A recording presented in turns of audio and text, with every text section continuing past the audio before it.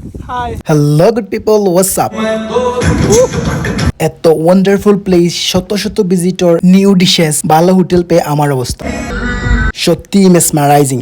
অনেক হিল আছে যেখানে আমি দুইটাই ভাইবস পাচ্ছি। এত সুন্দর ন্যাচারাল প্লেস দেখলে যে কেউ আবেগী হয়ে যাওয়ার কথা। মোটামুটি প্রচুর ঠান্ডা। Let's jump into the main story where I will share my entire trip to India including the locations and budget. Visa processing এর হিস্ট্রিতে পরে আসতেছি, আগে ট্রিপ শুরু করা যাক। 25 ডিসেম্বর 2023 সকাল 11 থেকে 11:30 আমার জার্নি শুরু হয় একটা বাস এবং আমি ডাউকি বর্ডারে এসে পৌঁছাই 1টা থেকে 1:30টার দিক। বাংলাদেশের বোর্ডিং পাস এবং ইমিগ্রেশন শেষ করে আমরা চলে আসি ইন্ডিয়ার সাইটে, যেখানে এসে আমাদেরকে আবার বোর্ডিং পাস এবং ইমিগ্রেশন করতে হবে ইন্ডিয়া থেকে। ইন্ডিয়া বাংলাদেশ ফ্রেন্ডশিপ গেট থেকে একটা বাসে করে আমাদেরকে নিয়ে আসা হয় ডিপার্চার বিল্ডিং এ, যেখান থেকে খুব নাইস এবং স্মুথলি আমরা আমাদের ইমিগ্রেশন এবং বোর্ডিং পাস শেষ করি এবং আবার বাস চলে আসে। তারা মানুষ ভালো থাকায় আমাদেরকে আবার বাসে করে যে জায়গা থেকে নিয়ে আসছিল সে জায়গায় নিয়ে রেখে আসবে এবং আমরা এখান থেকে একটা ক্যাব নিয়ে আমাদের যাত্রা শুরু করতে পারবো। এই সেই ব্রিজ, যতবার জাফলং গেছি ততবার মনে হয়েছে এই ব্রিজের উপর দিয়ে যদি ওই সাইডে যেতে পারতাম। Head comes the biggest team that's gonna be fulfilled today. Bridge পার হয়ে আমাদের যাত্রার উদ্দেশ্য এখন হচ্ছে পুলিশ বাজার। যাই হোক, চলেন ভিসা নিয়ে একটু কথা বলি যে ভিসা পেতে আমার কতদিন সময় লাগলো। To be honest, I had to wait 3 whole months to get the visa. এত টাইম হয়তো বা আমেরিকার ভিসা প্রসেসিং করতে লাগে না। যাই হোক, 2 মাস লেগেছিল শুধু আমার অ্যাপয়েন্টমেন্ট ডেট পেতে এবং সাবমিটের পর আরো 1 মাস লেগেছিল আমার পাসপোর্ট হাতে পেতে। ফাইনালি আমি হচ্ছে ভিসাটা পেয়ে যাই। এনিওয়ে, আপনাদের সাথে কথা বলতে বলতে আমি ডাউকি থেকে 1 থেকে 1.5 ঘন্টার রাস্তা চলে আসছি এবং রাস্তাগুলো অ্যামেজিং এবং ভাইব্রেন্ট বলে বোঝানোর মতো না।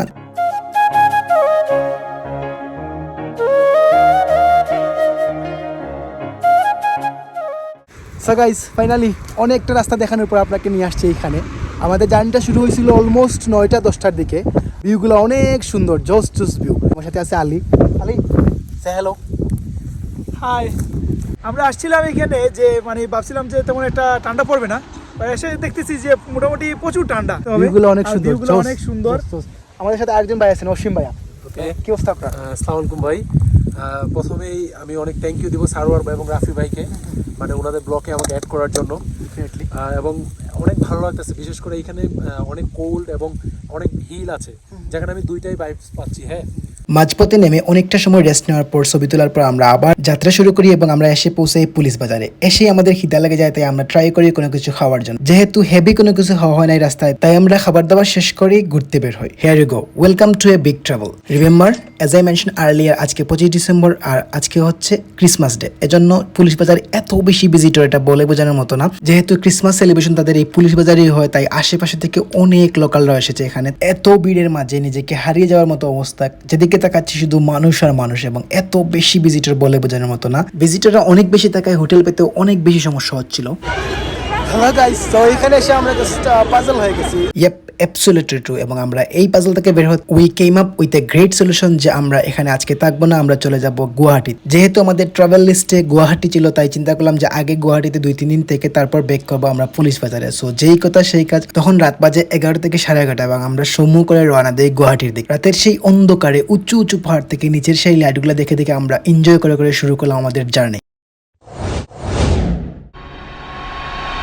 Good morning from Guwahati. Today I'm gonna check out some awesome tourist places around the city. And of course, I will try some street food too. যদিও গুয়াহাটি পুলিশ বাজারের মতো এতটা ডেভেলপ না, তারপরে শুনছি অনেকগুলো টুরিস্ট প্লেস আছে। সো এখন আমরা চলে যাব একটা লেকে। শুনছি এখান থেকে খুব কাছে একটা লেক আছে এবং সেই লেক আরেকটা লোকাল মিউজিয়ামে ইজিলি যাওয়া যাবে। সো আমাদের যাত্রা শুরু হয় ট্যাক্সি দিয়ে এবং এখান থেকে ট্যাক্সি দিয়ে বেশি দূরে যেতে হবে না। অ্যারাউন্ড 5 to 10 মিনিটস লেটার আমরা চলে আসি আমাদের গন্তব্যে। যেহেতু এটা পাবলিক প্লেস, সো আমাদেরকে এখান থেকে একটা টিকিট কালেকশন করতে হয় এবং টিকিটের দাম তেমন একটা বেশি ছিল না। টিকিট শো করে আমি গেট পাস হই এবং প্রথম ভিউ ছিল এইটা। এবং টু বি অনেস্ট খুব খারাপ লাগতেছিল না, ভালোই লাগতেছিল। লেকটা খুবই সুন্দর ছিল এবং নিরিবিলি ছিল।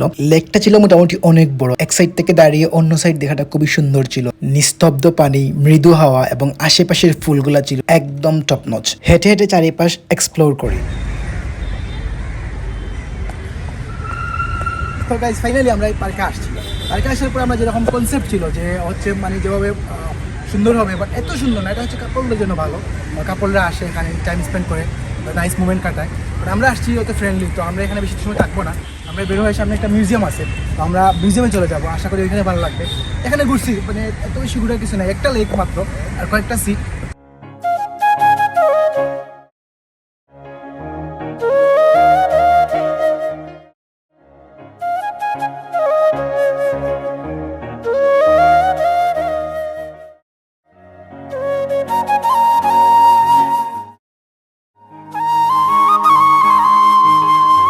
As you all know, India is a famous country for street food among Asian countries. আর ইন্ডিয়াতে এসে যদি আমি স্ট্রিট ফুড ট্রাই না করি তাহলে মনে হবে কোনো একটা জিনিস ইনকমপ্লিট থেকে যাচ্ছে। সো আমি ট্রাই করলাম chicken fried rice with chicken, and to be honest টেস্টটা ছিল অনেক বেশি ভালো, এবং টেস্ট ভালো থাকার কারণে এখানে আরো অনেক লোকাল কাস্টমাররাও ছিলেন যারা স্কুল, কলেজ এবং ইউনিভার্সিটি থেকে এসে সেখানে খাচ্ছিলেন। যাই হোক, খাওয়ার শেষ আমরা এখন প্রবেশ করছি গুয়াহাটি রেলওয়ে স্টেশন, আসামের সবচেয়ে ব্যস্ত আর গুরুত্বপূর্ণ রেলওয়ে হাব। এই স্টেশনটি তৈরি হয়েছিল 1909 সালে, মানে 1 শতাব্দীরও বেশি সময় ধরে এখানে প্রতিদিন হাজারো হাজারো যাত্রী আসা যাওয়া করছেন। স্টেশনের ভিতরেই ঢুকে চুকে পড়লো বিশাল প্ল্যাটফর্ম আর ভিড়। আপনি এখান থেকে দিল্লি, কলকাতা, মুম্বাই বা চেন্নাই যে কোনো বড় শহরে যেতে পারবেন। যাত্রার আগেই যদি একটু খাওয়া দাওয়ার কথা ভাবেন, চিন্তার কিছু নেই। ফুড কোর্ট, চা স্টল আর নানান রকমের ছোট দোকানে পেয়ে যাবেন আসামের ঐতিহ্যবাহী কিছু খাবার, পিঠা, চা আর গরম গরম সমোসা। স্টেশনের ওয়েটিং রুম, টিকিট কাউন্টার আর অটোমেটিক টিকিট মেশিন গুলা যাত্রীদের জন্য বেশ কাজের। নিরাপত্তার দিক থেকেও বেশ ভালো, চারিদিকে সিসিটিভি ক্যামেরা আর স্টেশনের আশেপাশে ঘোরার মতো জায়গাও কম না। খুব কাছেই আছে মহাবীর হিল, গুয়াহাটি চিড়িয়াখানা আর ব্রাহ্মণপুত্র নদীর ঘাট। গুয়াহাটি স্টেশনে শুধু ট্রেনের ধরে একটা জায়গা না,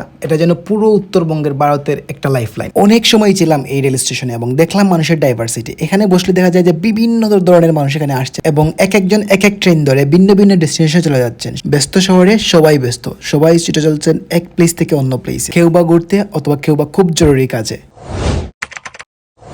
Good morning people. Living is always a tough chapter for me, but hey, life's all about moving forward. সকালে ঘুম থেকে উঠে ব্যাগ ট্যাগ গুছিয়ে নাস্তা করি এবং নাস্তা করি আমরা বের হয়ে পড়ি। যেহেতু গুয়াহাটি থেকে পুলিশ বাজার যেতে আমাদেরকে 4 থেকে 4.5 ঘন্টা জার্নি করতে হবে, সেহেতু আমরা মোটামুটি আগেই বেরিয়ে পড়ি। Let me tell you one thing, যে যদি কেউ আমাকে জিজ্ঞাসা করে যে আপনার সবচেয়ে মেমোরেবল ডে কোন দিন ছিল ইন্ডিয়াতে, আমি নিঃসন্দেহে বলবো আজকের দিনের কথা। কারণ এমন একটা দিন ছিল, বৃষ্টি প্লাস এত সুন্দর সুন্দর ভিউ যেটা বলে বোঝানোর মতো না। Here it comes to the tea break. না বলতেই ড্রাইভার ভাই ব্রেক করে বললেন, স্যার চাইলে চা খেতে পারেন, এখানে চা খুবই মজা। Special thanks goes to driver ভাই এত ভালো একটা বিহেভ করার জন্য। চা, সিঙ্গারা, সমস্যা খেয়ে আমরা আবার যাত্রা শুরু করি। আমি সারাক্ষণ উইন্ডো দিয়ে সবসময় তাকিয়েছিলাম এই সুন্দর সুন্দর ভিউর দিকে, কারণ এত সুন্দর সুন্দর ভিউ, হালকা হালকা বৃষ্টি আর হিন্দি গানের কম্বিনেশন ছিল একদম পারফেক্ট। আসার সময় রাত্রে অনেক বেশি ভালো লেগেছে, কিন্তু রাত তাকাতে অন্ধকারের জন্য এই ভিউগুলো মিস করি। একটু পরপর সুন্দর সুন্দর লেক এবং জানলা দেখে এই ভিউগুলো এমন ওয়েদারে দেখতে অনেক বেশি ভালো লাগতেছিল, যেটা বলে বোঝানোর মতো না। প্রত্যেক 5 থেকে 7 কিলোমিটারের ভিতরে ছিল ওয়াচ টাওয়ার এবং বিভিন্ন জায়গা থেকে এই সুন্দর সুন্দর ভিউগুলো উপভোগ করা যাচ্ছে। এবং আমি যত আগাচ্ছিলাম ততই আমার কাছে মনে হচ্ছিল যেন কিছু একটা ফেলে আসছি।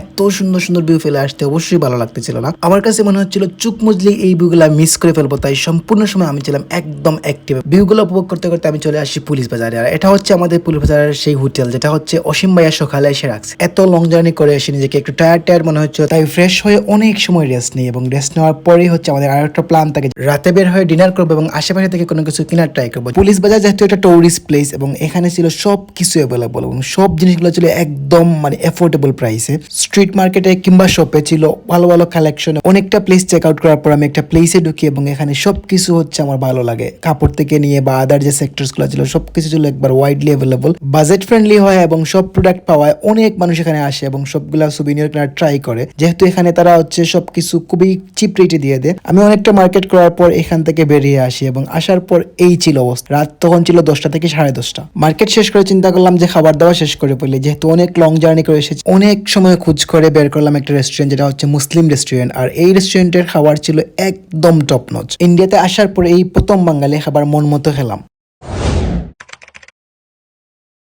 মেঘলা দিন, তাই আর ঘুরতে যেতে ইচ্ছা হয় নাই। হোটেলের একটু দূরে ছিল সিনেমা হল, চলতেছিল শাহরুখের ছবি ডানকি। আর এইটা কি মিস করা যায়? অবশ্যই না। তাই কুইকলি টিকিট কেটে ফেললাম যাতে চান্স মিস না হয়। একটু পরে এই শো শুরু হবে, তাই দেরি না করে হলে ঢুকে পড়লাম। এটা ছিল লাস্ট উইকের শো, তাই দর্শক ছিলেন একদম কম। সারা হল ছিল মোটামুটি ফাঁকা। मन्नू का प्रॉब्लम था उसका घर जो गिरवी पड़ा था। শাহরুখ খান, তাপসী পান্নু, ভিকি কৌশল সব লিজেন্ড একত্রে তাকাতে মুভির হাইপ ছিল 100-200 এবং কাহিনীটাও ছিল একদম সুপার।